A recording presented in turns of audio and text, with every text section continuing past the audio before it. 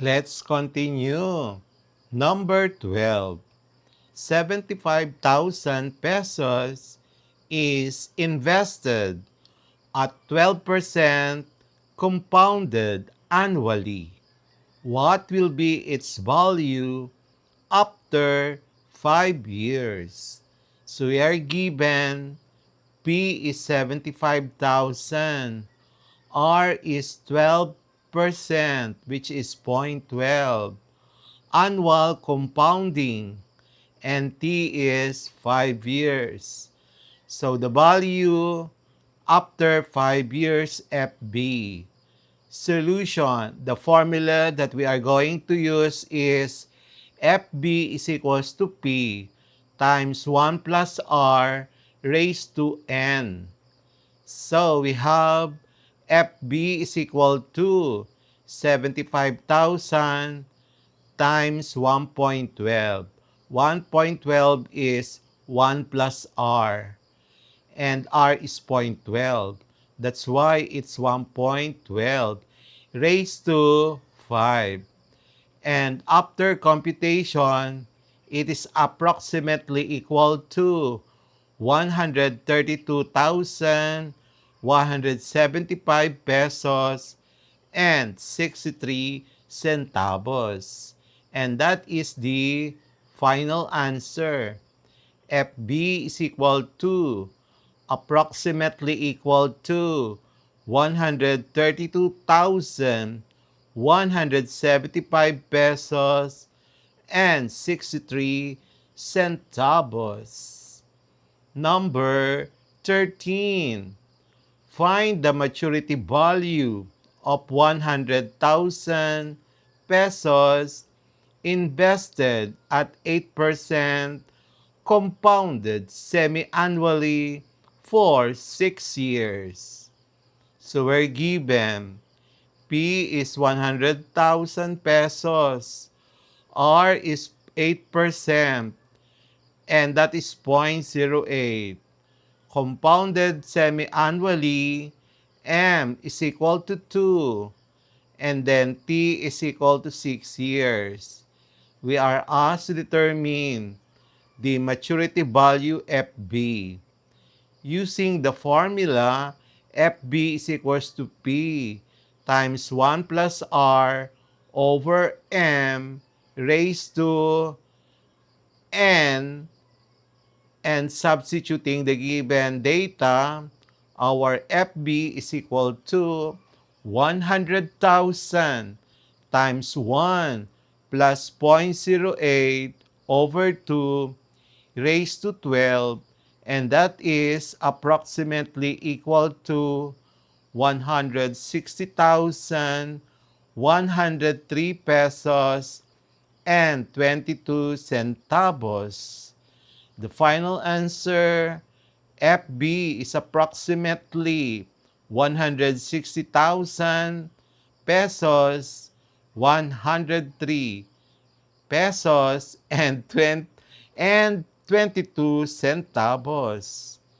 Again, the final answer, FB, is 160,103 pesos and 22 centavos. Number 14, an amount of 20,000 pesos grows to 28,000 pesos after 5 years with annual compounding. Find the nominal annual interest rate. So we're given P is equals to 20,000. FB is 28,000. And then the annual compounding, T is equal to 5 years. Required the nominal annual rate R. So the solution, 1 plus R raised to the P power is equal to 28,000 over 20,000, which is then equal to 1.4. And then R is equal to 1.4 raised to 1 over 5 minus 1. The R final answer is the approximately 6.9610%. Number 15. How long will it take for 150,000 pesos to reach 300,000 pesos if the rate is 7% compounded monthly? So we're given P is 150,000 pesos. The target FB is 300,000 pesos. The nominal rate R is equal to 7%, which is 0.07, and that is compounded monthly. M is equal to 12. Required time T in years. So we need to use the formula for T, which is equal to ln of FB over P all over M times ln of 1 plus R over M. Substitute the data, and when you compute it, the final answer is approximately 9.93 years. Number 16. A 60,000 investment grows to 90,000 pesos in 8 years. Find the nominal annual rate of interest if compounded annually. So we're given P is 60,000 pesos, FB is 90,000 pesos. Annual compounding T is 8 years. So required the nominal annual rate R. So our solution, 1 plus R raised to 8 is equal to 90,000 over 60,000, which is equal to 1.5. Therefore, our R is equal to 1.5 raised to 1.8 minus 1. So, the final answer, R is approximately 5.1989%. Number 17. If 120,000 pesos is borrowed at 9% compounded quarterly, find the maturity value after 3 years. So we're given borrowed P is 120,000. R is 9%, 0.09. Compounded quarterly, M is equal to 4. And then T is equal to 3 years. We are asked to determine the maturity value FB. So our solution, FB is equals to 120,000 times 1 plus 0.09 divided by 4 raised to 12. And the final answer, the maturity value FB is approximately equal to 156,726 pesos. Number 18. Find the future value of 200,000 pesos invested for 15 years at 5% compounded annually. So we're given P is 200,000. R is 5%, which is equal to 0.05. We have annual compounding, and T is 15 years. So required future value, FB. So future value is equal to 200,000 times 1 plus R, which is 1.05 raised to the 15th power.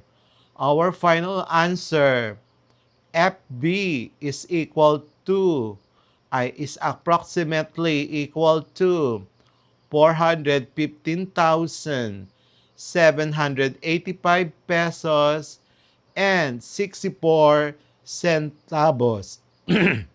Number 19. A 50,000 loan at 6% compounded monthly matures to 65,000 pesos. How many months was the loan?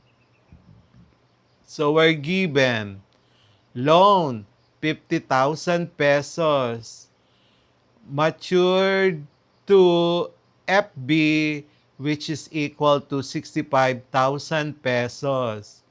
The nominal rate is 6%, and which is 0.06 compounded monthly. So therefore, M is equal to 12.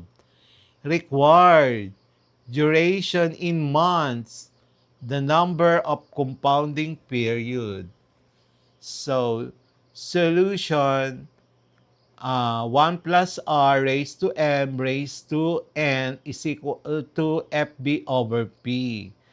Therefore, N is equal to ln times FB over P over ln of 1 plus R over M. So, the computation, the computed value for N is about 52.6 months, which is the T is in 4.38 years. So, how many months was the loan? The final answer is N, approximately 52.6 months. And that is equivalent to 4.38 years. Number 20.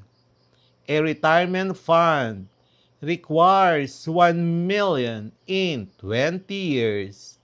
How much should be invested now at 8% compounded annually? So we're given desired FB 1 million in T is equals to 20 years, R is 8% equal to 0.08, the annual compounding. So required the present principal P, one that is needed now. So our solution to obtain the formula for P, P is equal to FB over 1 plus R raised to 20.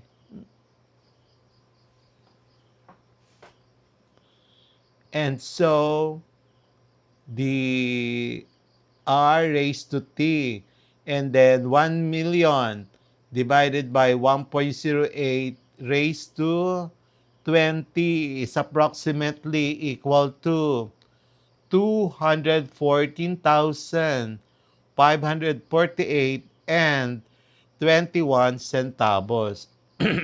So the final answer, P, is approximately equal to 214,548 pesos and 21 centavos. We will have the next part of our lesson, Quarter 4, numbers and Algebra Lesson Roman numeral number 1.